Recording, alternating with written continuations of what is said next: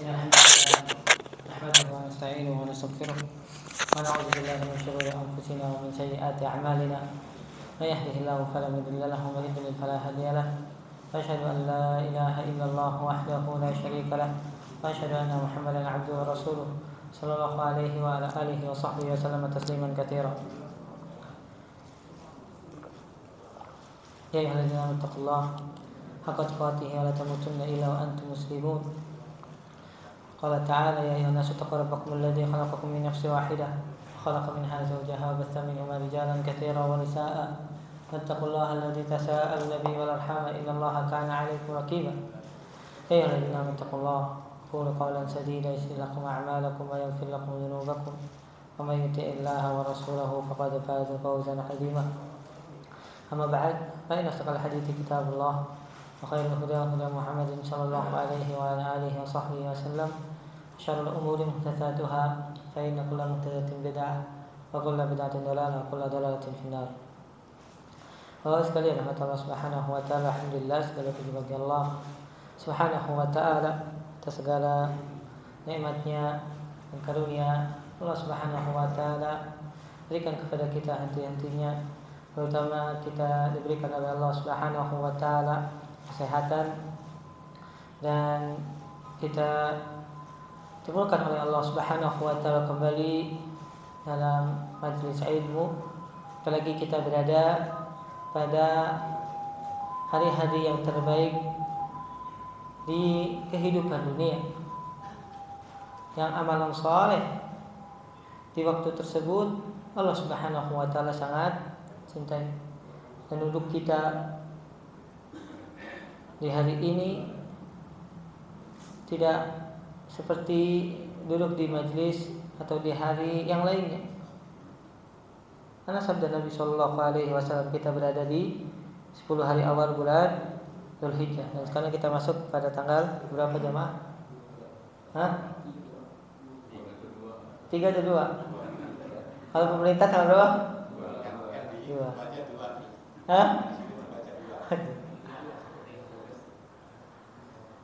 Kalau di Arab Saudi ditetapkan tanggal 1 itu hari Senin. Kalau di Indonesia itu Selasa.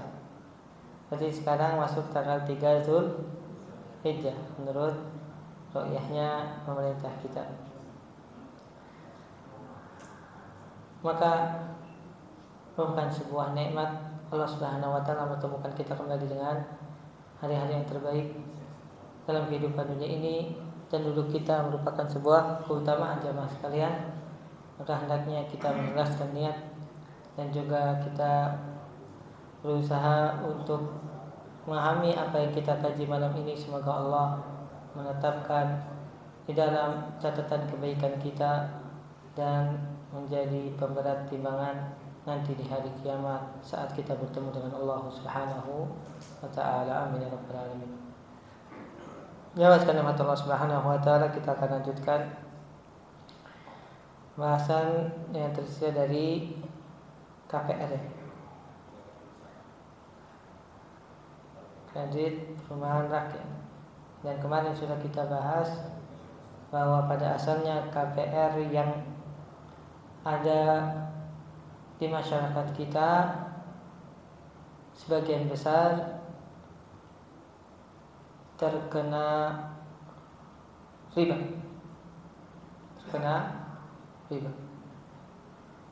Maka alhamdulillah ada beberapa solusi yang diberikan oleh para ulama untuk keluar dari sistem riba. Dan kemarin disebutkan di dalam kitab ada berapa? 4. Kita sudah bahas. Yang pertama yaitu al-murabahah al-amir bisyirah. Dan yang kedua, solusi yang bisa kita lakukan agar terhindar dari riba adalah al-ijarah al-muntahiyah bitamlik. Dan anak ulang, ada 4 syarat yang seharusnya dilakukan oleh kaum muslimin agar solusi dari ijarah muntahiyah bitamlik ini diperbolehkan dari syariat, karena pada asalnya ijarah muntahiyah bitamlik disebutkan oleh para ulama yang pertama melakukannya adalah perbankan di Perancis. Sebagaimana disebutkan oleh Syekh Sulaiman Wahid hafizallahu taala dalam kitab beliau Fikih Muamalah Al-Mu'asirah. Maka kita harus perhatikan dan harus sesuaikan dengan syariat.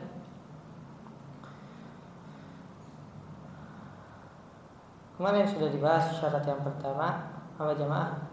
Al-ijarah al-muntahiyah bitamlik, tidak boleh apa? Harga sewa berbeda dengan harga sewa pada rumah yang lain yang tidak menggunakan akad al-ijarah al-muntahiyah bitamlik, atau kita sebut saja dengan IMBT. Harga sewa harus sama nilainya dengan harga sewa rumah-rumah yang bukan menggunakan akad IMBT tadi. Kalau berbeda, maka di sini ada tanda tanya. Kenapa harga sewanya berbeda? Jangan-jangan dimasukkan dengan akad jual beli yang digabung dengan akad sewa. Dan kita sudah sebutkan akad sewa dan akad jual beli itu konsekuensinya berbeda. Oleh karena itu, ketika menggunakan akad ini, harga sewa harus sama sesuai dengan harga rumah-rumah yang lain yang kondisinya sama. Bisa dipahami jemaah? Syarat yang pertama. Syarat yang kedua apa jemaah? Mana yang sudah bahas? Kalau terjadi apa? Gempa. Kalau terjadi kerusakan parah. Kalau terjadi kebakaran, atau yang membuat keadaan rumah tersebut akhirnya rusak, maka tidak boleh ditanggung kepada penyewa. Karena pada asalnya rumah tersebut punya siapa? Milik pemberi sewa. Karena akadnya yang di awal tadi apa? Sewa, bukan akad jual. Bisa dipahami ya, Mak? Tidak boleh memberikan apa istilahnya, biaya perbaikan atau biaya kerusakan ditanggung kepada penyewa. Karena pada asalnya dia cuma nyewa. Kecuali kalau nyewa malah dihancuri misalnya. Nah itu kan beda lagi. Itu niatnya bukan menyewa, itu niatnya menghancur. Beda. Kalau niatnya nyewa, ya udah nyewa. Terus ketika terjadi kerusakan, maka yang menanggung adalah pemilik rumah, bukan penyewa. Kalau seandainya ditulis di akad, maka perhatikan kalau pakai akad IMBT, dilihat akad tersebut. Nah Allah Ta'ala alam, ana pernah disodorkan akad IMBT oleh perbankan syariah atau otoritas syariah. Situ masih ada syaratnya yang seharusnya dihilangkan, karena ini bentuk kezaliman jemaah. Orang yang milik rumah siapa, masa ditanggung penyewa. Paham di sini? Yang ketiga jemaah, hampir sama dengan akad al-murabahah dan bisyirah, yaitu tidak boleh ada asuransi. Kalau mereka minta asuransi, maka kata Sulaiman tidak dihalalkan, kecuali asuransinya apa? Takafuli, bukan asuransi apa? Konvensional. Paham sih?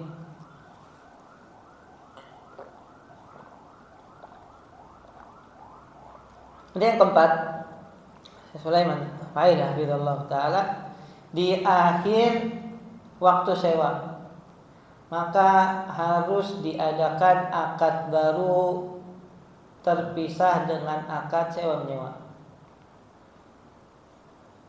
Kalau akadnya berarti akad baru, maka pemilik rumah tidak boleh memaksa penyewa untuk membeli. Karena akadnya sudah ada akad jual beli, ada akad sewa menyewa. Bisa difahami jamaah sekalian? Kalau hanya sekadar janji boleh. Tapi kalau pemaksaan itu yang tidak boleh. Karena pada asalnya akad di awal apa? Sewa menyewa, bukan akad jual beli. Maka ketika berpindah pada akad jual beli harus ada akad yang baru. Tidak boleh otomatis. Bisa dipahami jamaah? Walaupun mungkin ketika akad jual belinya harganya tergantung dari siapa? Pembeli dan penjual. Bisa jadi penjual karena mungkin sudah mendapatkan uang begitu banyak dari penyewa, mungkin cuman dihargai 10%. Yang tadinya kalau jual beli 900 juta, karena sudah terjadi sewa menyewa di awal, mungkin setelah terima tinggal bayar 10 juta dan harga itu jadi harga jual beli. Paham sih jemaah? 4 hal ini harus diperhatikan dalam akad ayam BT Al-Jarrah Al-Muntahiyah Bitamni. Nah,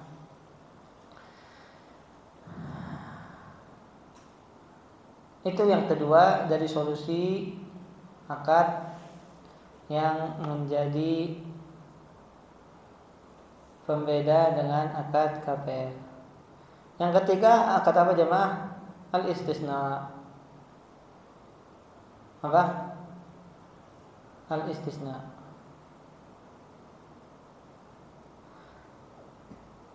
Apa itu akad istisna jamaah sekalian? Siapa yang pernah dengar?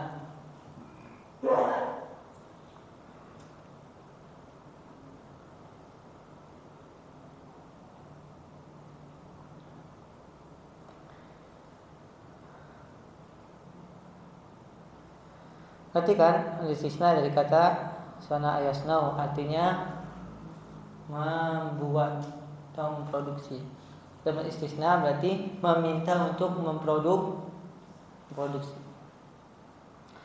Dalam istilah fuqaha, al-istisna an yatluba insanu min akhar syai'an lam yasna' ba'du liyasna'a lahu tabaqan liyasni'a lahu tabaqa muwasafatin muhaddadah bimawadin min indi sani' muqabila iwadin mali. Kata para ahli fikih, makna istisna adalah seseorang meminta kepada orang lain sesuatu untuk dibangunkan atau dibuatkan sesuatu untuknya yang telah disebutkan sifat-sifat dan kriteria yang akan dibuatkan. Bahan bakunya berasal dari pembuat, atau dalam istilah kita ini developernya ya, dari pembangunnya. Muqabila iwadin mali, tentu dengan pembayaran yang dianggarkan. Dan akad istisna ini hampir sama dengan akad ijarah, yaitu akad jasa. Begitu juga hampir sama dengan akad salam, itu bai'u salam, jual beli yang disifatkan di awal, kemudian uangnya atau pembayarannya dikedepankan dari hasil atau barang yang akan dijual.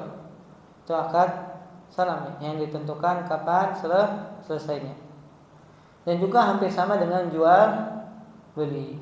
Hampir sama dengan jual beli. 3 imam atau 3 mazhab seperti Imam Malik, Syafi'i dan Ahmad menjadikan akad istisna ini seperti bai'us salam. Seperti BU salam. Karena apa? Uang dulu, barangnya nanti. Jumhur ulama masukkan akad istisna itu sama dengan akad jual beli salam. Dan mensyaratkan istisna ini boleh sebagaimana disyaratkannya akad salam yang diperbolehkan. Yang paling pentingnya kata para ulama, min ahammiha taqdimu ra'sil mal fi majlisil aqd. Mendahulukan pembiayaan saat akad. Amma Hanafiyah faqad ajma'u aw aktsaruhum ala jawazihi tabaqan li ta'rifil mutaqaddim wa ja'aluhu aqdan mughayyiran li salam fala tajibu fihi mura'atu syurutihi. Adapun mazhab Hanafi, mereka menjadikan akad istisna ini menjadi sebuah akad yang berbeda dengan akad salam. Maka tidak juga harus sesuai dengan syarat-syarat yang terjadi pada akad salam. Wallahu ta'ala alam. Yang lebih kuat pendapatnya siapa? Hanafiyah. Bahwasanya akad istisna ini adalah akad tersendiri. Dia bukan jual beli, dia juga bukan jual jasa, dia juga bukan akad salam. Dan ini juga pendapat Majma' al-Fiqh al-Islami. Pendapatnya kumpulan beberapa ulama dalam sebuah komite fikih atau ahli fikih di zaman sekarang. Dan Allah Ta'ala alam, pendapat yang lebih kuat juga akad istisna ini diperbolehkan. Di antara dalilnya adalah firman Allah Subhanahu wa taala dalam surat Al-Kahfi saat orang-orang yang tinggal di antara dua bukit ketika meminta kepada Zulqarnain untuk membuat benteng. Allah Subhanahu wa taala firman, qalu ya Zulqarnain inna ya'juj wa ma'juj mufsiduna fil ardh fahal naj'alu laka kharjan ala an taj'ala bainana wa bainahum sadda. Mereka bertanya kepada Zulqarnain, sesungguhnya Ya'juj dan Ma'juj itu adalah perusak di muka bumi. Maka kami menjadikan untukmu upah, kharjan ini upah, agar engkau bisa membuat antara kami dengan mereka itu benteng. Qala Ibnu Abbas, kharjan ajran azima. Kharjan itu artinya upah yang besar. Hadza ma fihi min ar-rifqi wat taysir ala sani wal mustasni ma'an fala syakka anna jalba ma yasiru ala nasani maqsudun min maqasidi syar'. Karena akad ini memberikan kemudahan bagi pelaku akad tersebut dari yang meminta untuk dibangunkan dan pembangun, maka ini merupakan bentuk dari maksud-maksud syariah ya. Hingga Allah Ta'ala alam, akad istisna ini merupakan akad yang diperbolehkan. Ada satu kitab yang bagus yang dikarang oleh Syekh Sa'ad bin Nasir Syesri, hafizallahu wa ra'ah. Beliau membuat risalah khusus tentang akad istisna. Allah Ta'ala sudah diterjemahkan belum? Ini belum. Itu kitab yang bagus, bahas tentang istisna. Diperhatikan juga jamaah sekalian, ada beberapa syarat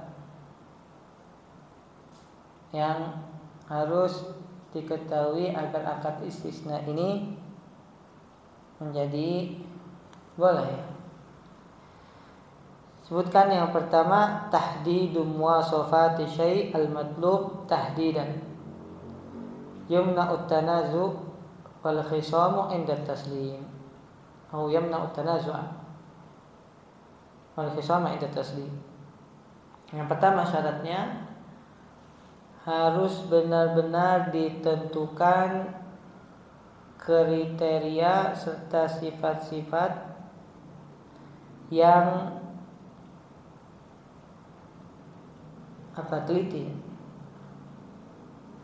hingga menjadikan para pelaku akad tidak mempermasalahkannya atau memperkarakannya di kemudian hari.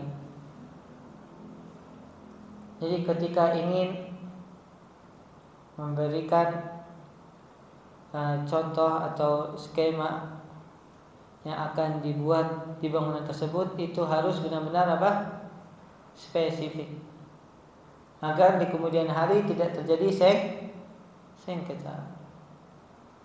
Misalnya berjamaah rumah harus dijelaskan berapa luasnya, berapa tingkatnya, kamar mandinya berapa, kamar tidurnya berapa, lantainya dari apa, bentuknya seperti apa, apakah ada parkirannya atau tidak. Pokoknya harus jelas, tidak boleh mengambang. Kalau mengambang maka masuk gharar. Paham di sini jemaah? Sebagaimana hampir sama dengan akad salah. Dia harus benar-benar spesifikasinya teliti. Bisa difahami jemaah? Yang kedua, ada dzikril ajali indal aqdi. Fa in dzukira ajalu inqalaba ila aqdin salam. Tura'a fihi syurutus salam wa ahkamuhu.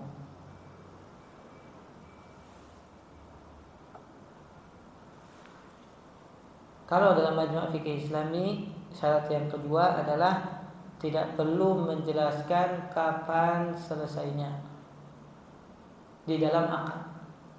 Kenapa katanya? Kalau disebutkan kapan selesai pembangunannya, akadnya bukan menjadi akad istisna, tapi akad salah.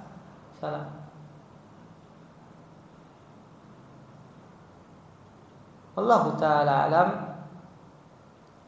Pendapat majma' fikih Islami ini kurang tepat ya. Yang lebih tepat justru harus dijelaskan kapan bisa diselesaikan. Agar apa jemaah?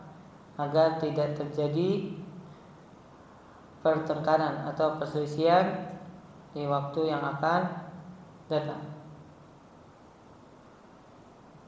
Ala anna al-ajal alladhi yajuzu darbuhu huwa ma yahtaju ilayhi li itimamil amal wa laysa aktsaru min dhalik. Wala yushtaratu fi sihhati hadzal aqd ta'jilu tsaman bal yajuzu ta'khiruhu kullu aw ba'dahu li'annahu laysa salaman. Kan tapi diperhatikan bahwa ketentuan waktu yang disebutkan itu adalah ketentuan dalam melakukan pembangunan. Jadi misalnya rumah ini tidak dibangun dengan spesifikasi seperti ini, dibutuhkan waktu berapa bulan misalnya? 6 bulan. Nah, yang disebutkan adalah pengerjaan 6 bulan tersebut. Paham di sini jemaah? Waktu pengerjaan 6 bulan. Walaysa aktsaru min dzalik. Tidak perlu yang lebih dari itu jika disebutkan. Karena pada asalnya dia bukan akad salah. Dan ketika sudah ditentukan bahwa akad itu adalah akad istisna dan juga syarat-syaratnya terpenuhi, maka akadnya menjadi akad lazim. fala yahiqqu li ahadihima fasquhu illa bi ridha tarafil akhar. Akad lazim apa? Tidak boleh. Misalnya kontraktornya atau si peminta dibuatkan bangunan tersebut memutus akad di pertengahan jalan. Karena ini yang akan merugikan salah satu pihak. Paham sih jemaah? Dan Allah Ta'ala alam, akad istisna ini akad yang paling mudah syaratnya. Namun perlu biaya yang lebih besar. Paham sih jemaah? Karena kontraktor tadi tidak akan bergerak sampai ada uangnya dulu. Betul gak jemaah? Kalau nggak ada uangnya, mangkrak. Betul gak? Jadi setiap ada uang baru mereka akan berjalan. Berbeda dengan akad yang lain. Karena biasanya bangunannya sudah jadi. Paham di sini jemaah? Kekurangan dari akad istisna, walaupun syaratnya sangat mudah. Bisa difahami jemaah tentang akad istisna? Ini tadi juga yang bagus. Kitabnya Dr. Umar Sulaiman Ashqar ya, tentang pembahasan akad istisna ini. Dan Allah Ta'ala alam, kalau antum ingin memiliki rumah, maka di antara solusi yang paling mudah dan tidak banyak syaratnya adalah akad istisna. Ini akad yang paling mudah syaratnya.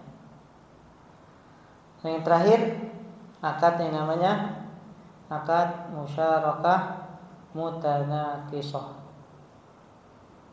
Akad musyarakah mutanaqishah. Itu seperti apa jamaah akad musyarakah mutanaqishah?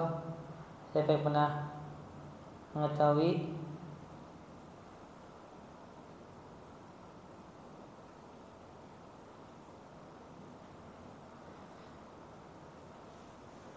Akad musyarakah mutanaqishah ini masih asing di kalangan masyarakat. Seperti apa akadnya musyarakah mutanaqishah? Yaitu akad antara sebuah lembaga keuangan dengan nasabah. Akadnya apa? Seorang datang kepada nasabah ingin membeli rumah. Karena tidak punya uang, maka bank menyodorkan sebuah akad, yaitu akad membeli bersama. Makanya di sini katakan musyarakah. Jadi antara nasabah dan lembaga keuangan membeli sebuah rumah bersama-sama.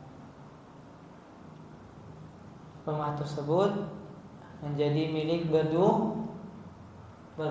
Paham di sini? Kemudian kata bank atau kata lembaga keuangan, kalau misalnya persentase uangnya lebih banyak dari lembaga keuangan, maka kepemilikannya tentu lebih besar siapa? Yang membeli dengan harga lebih besar. Walaupun tetap si nasabah memiliki sebagian persentase dari kepemilikan. Kemudian apa jemaah? Nasabah ini membeli secara berangsur, dan si lembaga keuangan ini melepaskan secara berangsur juga kepemilikan dari rumah. Paham di sini jemaah? Jadi nasabahnya membeli kepada bank persentase yang masih ada di bank, hingga akhirnya kepemilikan berpindah kepada siapa? Nasabah. Paham di sini? Sebenarnya ini seperti akad yang terjadi dalam musyarakah, yaitu akad seperti apa ya namanya jemaah? Kerjasama ya, akad kerjasama. Iya, cash bertahap hingga si nasabah akhirnya menjadi pemilik penuh dari rumah yang tadinya milik berdua bersama lembaga keuangan. Maka perhatikan jamaah, ada di sini disebutkan 4 syarat ya. Bukan 4, 5. Ada 5 syarat yang harus terpenuhi dalam melakukan akad ini. Syarat yang pertama, an tattafiqa ma'a syarikin ala wad'i malikuma fi bina'i syuqah wa yakun ribhu huwa a'idun al-ijar ala ma tattafiqani alaihi wa takunu al-khasarah ala qadril ma.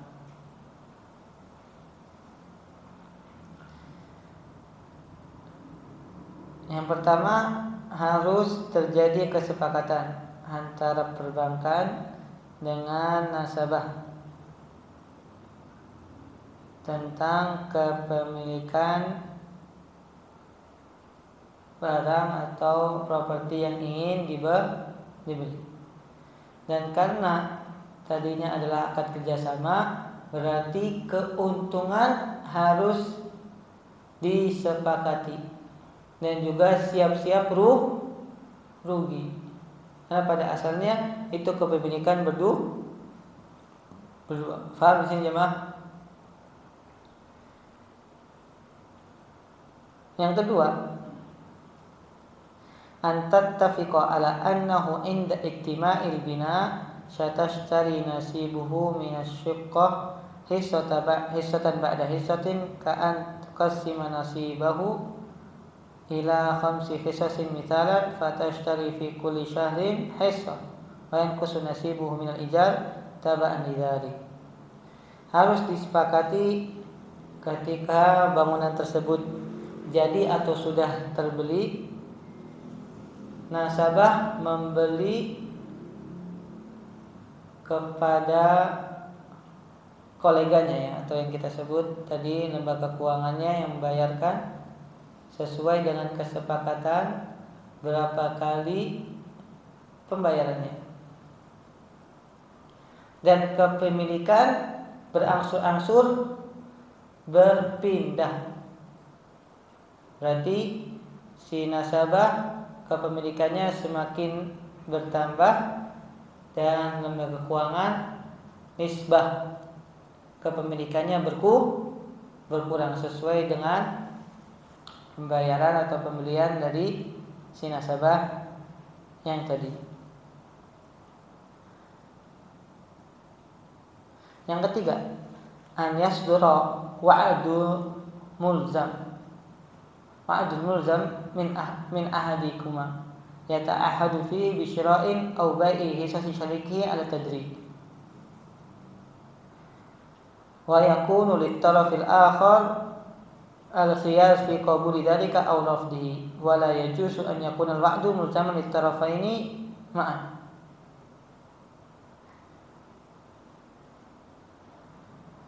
Yang ketiga, ketika terjadi akad, maka dua-duanya harus saling ridho.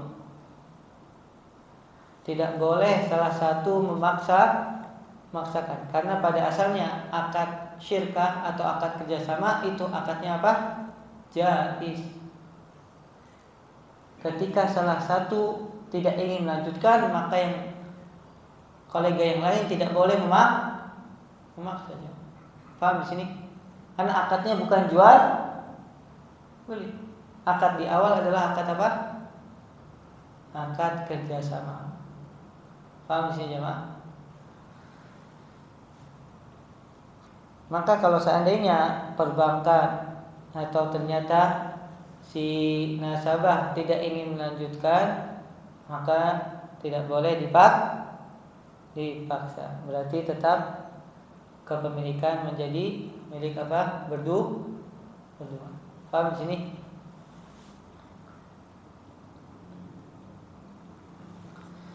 Yang keempat, yajibu ibramu aqdil bai' inda tamalluki kulli hissatin. Wajib untuk setiap akad yang terjadi kalau seandainya akad ternyata jual beli harus dilakukan ijab dan qabulnya. Harus ada kesepakatan. Kalau si lembaga keuangan itu sebagai penjualnya dan nasabah sebagai pembelinya, maka apa jemaah? Harus terjadi ijab dan qabul. Karena untuk menghindari yang namanya apa? Sengketa. Paham di sini? Harus ada kejelasan. Di sini disebutkan lafziyan, harus benar-benar tertuang dalam tulisan atau ucapan. Jangan sampai mengambang jemaah. Nanti di kemudian hari akan terjadi apa? Sengketa. Paham di sini? Yang kelima terakhir, an yatimmal bai'u bi si'ri syuqi fi waqtil bai' wa laysa bi qimati syuqah inda aqdi syarqati bainakuma. Wa hadha ya'ni annahu law waqa'at khasaratun wa khafada syi'rul bunyan tahammaluha tarafan biqadri hisasihima. Yang kelima, jual beli harus dengan harga sesuai dengan harga masyarakat ketika terjadi jual beli, bukan dengan harga yang tertera ketika dinilai bangunan tersebut saat terjadi akad kerjasama. Kenapa? Kata para ulama, kalau seandainya terjadi kerugian, yaitu harga bangunan menjadi turun, maka dua-duanya harus menanggung kerugian. Karena pada asalnya akadnya apa? Akad kerjasama. Jadi tidak boleh dihitung dari harga ketika dahulu terjadi apa? Akad kerjasama. Harus disesuaikan dengan harga jual saat jual beli terjadi. Bisa difahami jemaah?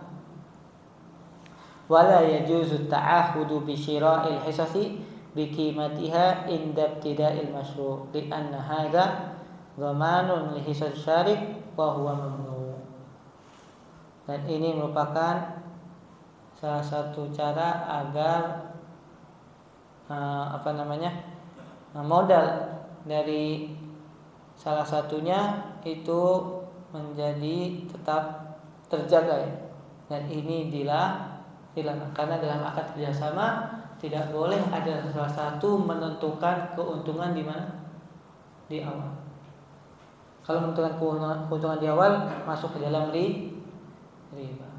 Bisa difahami jemaah? Ini 5 syarat dari akad kas bertahap atau musyarakah mutanaqishah. Kalau seandainya 5 ini bisa diterapkan, maka menjadi salah satu solusi di dalam KPR. Allah Ta'ala alam bismillah. Nah, sudah masuk waktu isya ya. Padahal silakan Herman azan terlebih dahulu.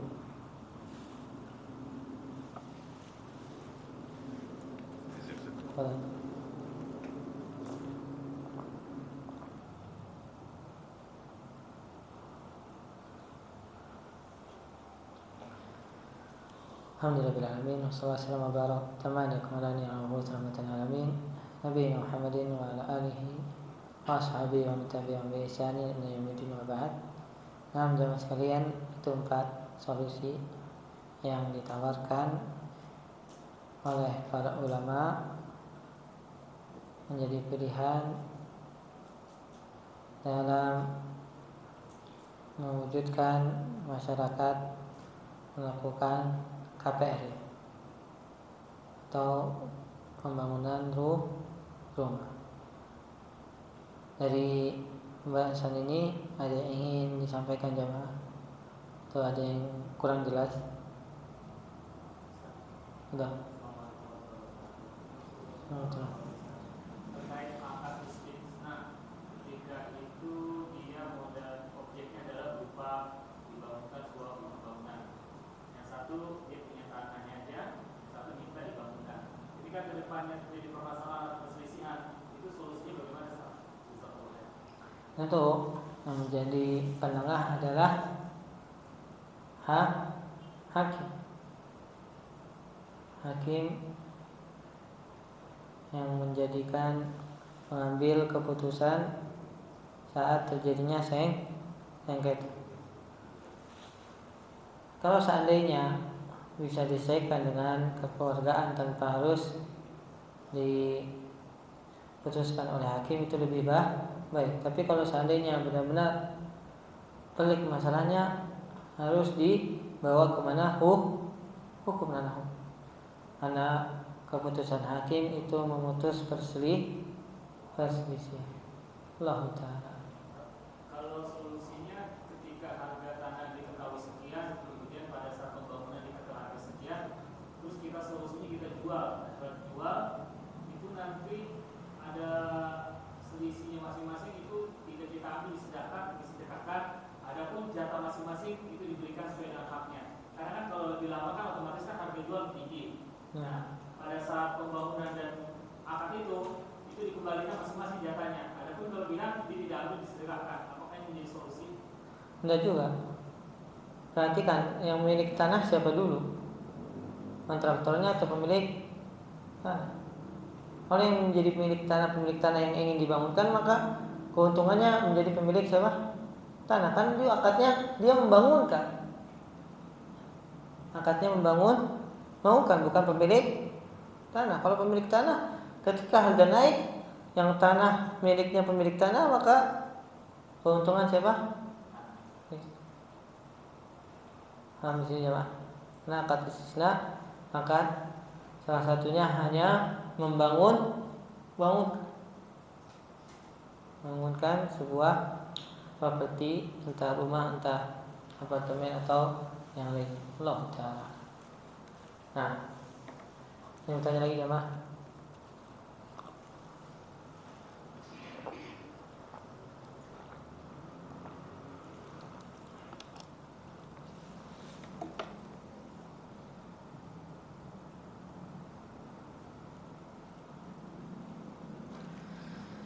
Kalau tidak ada, silakan dibaca. Ini untuk mengulang saja. Yang tanya lagi ya, Bu Salman dibaca halaman 58. Walaupun kita sudah bahas, tapi untuk membaca saja kesalahan yang terjadi pada akad murabah al-amr bisyara. Betul. Halaman 58.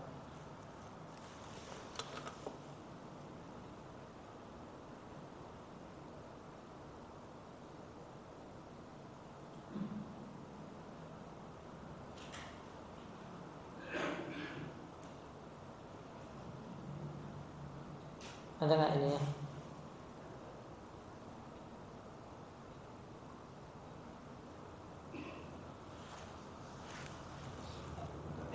Halaman 58. Nah, setelah ini mungkin tinggal tersisa 2 atau 3 lagi ya. Angkat habis itu kita selesaikan kitab ini, insyaallah.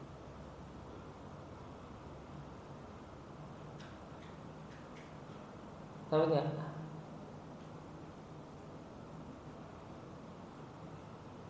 Halaman 58. Kesalahan yang menyebabkan riba pada akad murabah. Ada yang sudah menemukannya? Coba.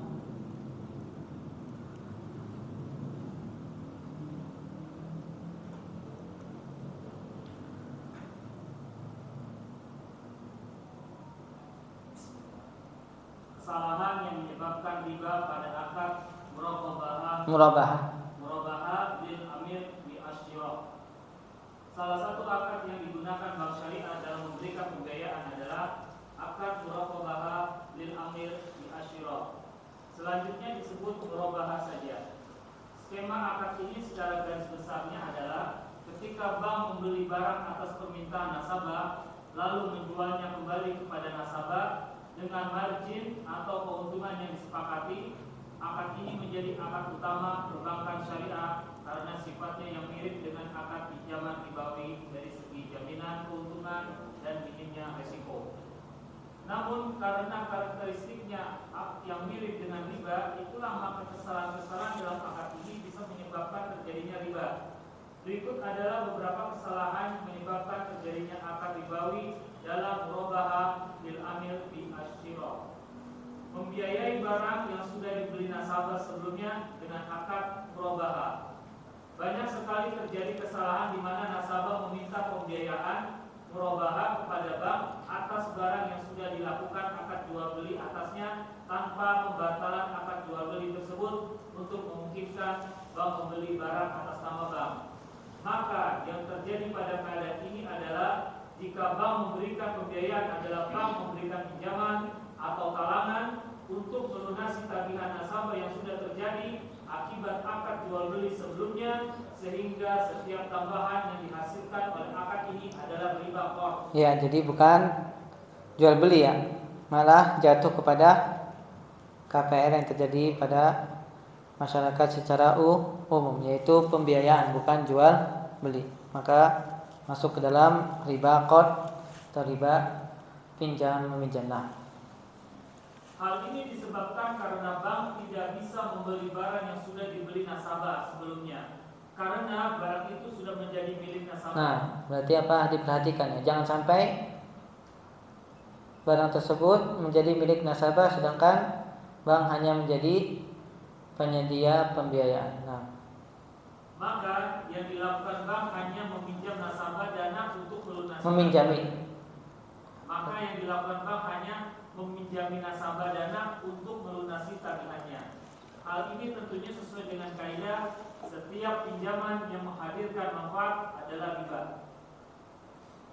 Jika sudah muncul dari nasabah jawaban qabul atas riba ijab penjualan yang diarahkan kepada nasabah atau tidak diarahkan kepada siapapun, maka jual beli telah terjadi dari nasabah, maka lembaga keuangan tidak boleh menjalankan akad murabahah atas barang tersebut. Kedua, diwajibkan membatalkan ikatan akad apapun yang ada sebelumnya antara nasabah yang meminta pembiayaan dan penjual asli jika ada, dan disyaratkan bahwa pembatalan ini bersifat real dan bukan dibuat-buat. Lanjut. Penjual pertama barang murabahah ternyata adalah nasabah sendiri. Wakilnya entitas yang dimiliki oleh nasabah, kerabat, keluarga, atau teman nasabah dengan alur yang sudah disiapkan sebelumnya. Di sini yang terjadi adalah akad bai'ah al-ina yang diharamkan syariat karena sesungguhnya yang terjadi adalah nasabah menjual barang kepada bank secara tunai dengan lebih murah untuk dijual kembali kepada nasabah secara tunda dengan lebih mahal. Ya, ini yang sudah pernah kita sebutkan yaitu bai'ul ina, akal-akalan agar tidak terjerumus ke dalam riba dengan bungkus jual beli. Pada intinya sebenarnya hanya pinjam meminjam, barangnya sebagai kedok saja. Yang diinginkan adalah keuntungan dari pinjam meminjam, sedangkan akad jual beli hanya sebagai kedok. Disebutkan dalam Ma'ayir Asyiriyah al-Qorifi bab murabahah. Langsung wajib atas lembaga. Wajib atas lembaga keuangan untuk melakukan cek bahwa pihak yang menjual barang kepadanya adalah pihak ketiga selain nasabah atau wakilnya.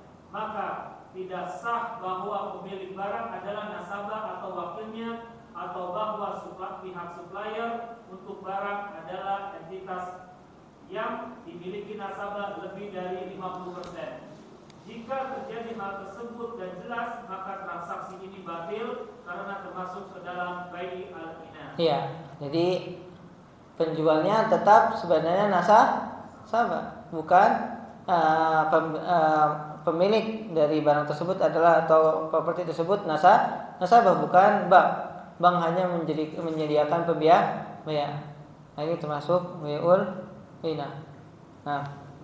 Jika pihak supplier atau pemilik barang memiliki keberatan atas hubungan pernikahan dengan nasabah, maka lembaga keuangan harus mengecek sebelum keterlibatannya dalam murabahah bahwa jual beli yang terjadi bukan suri, akal-akalan atau disiasati kepada bayi alina. Nah, langsung ke poin 3.5 nomor 3 garis miring 5 dijelaskan. Poin 3 garis miring 5 3 sampai 5 tidak boleh melakukan akad langsung. Bawahnya. Tidak boleh melakukan akad murabahah secara tunda pada emas, perak, dan mata uang, dan tidak boleh menerbitkan sukuk yang bisa diperjualbelikan dengan hutang murabahah atau selainnya. Sebagaimana tidak boleh memperbarui akad murabahah atas barang yang sama. Melakukan kesepakatan pembelian bagian LKS dalam akad musyarakah mutanasikoh secara murabahah dengan harga yang sudah ditentukan di depan. Hal ini dilarang karena mengandung makna damul rasul mal, penjaminan modal yang diharamkan dalam akad sirkah dan termasuk ke dalam bab riba qor. Ya, langsung yang terakhir menambah tagihan tagihan murabahah akibat keterlambatan bayar kecuali jika digunakan untuk dana sosial. Ya, diperhatikan jangan sampai ada denda keterlambatan. Nah, tidak boleh menunda waktu jatuh tempo hutang dengan penambahan jumlah hutang atau direschedule, sama saja debitur dalam keadaan sempit ataupun lapang. Jika terjadi penundaan dari nasabah debitur dalam pelunasan cicilan, maka yang berhak didapatkan adalah pokok hutangnya saja, dan tidak boleh bagi lembaga keuangan untuk memaksa nasabah membayar tambahan untuk keuntungan lembaga keuangan dengan memperhatikan poin ke-5 dan 6. Nah, jadi tidak boleh ada denda. Kalau ada denda, maka masuk juga ke dalam lingkaran riba. 3 hal ini diperhatikan saat al-murabahah al-amir bisyara. Mudah-mudahan bermanfaat. Sallallahu alaihi wasallam ala nabiyina Muhammadin wa ala alihi wasallam. Tinggal 2 atau 3 akad lagi, insyaallah kita akan selesaikan kitab ini. Subhanakallahumma wa bihamdika asyhadu an la ilaha illa anta astaghfiruka wa atubu ilaik. Assalamualaikum warahmatullahi wabarakatuh.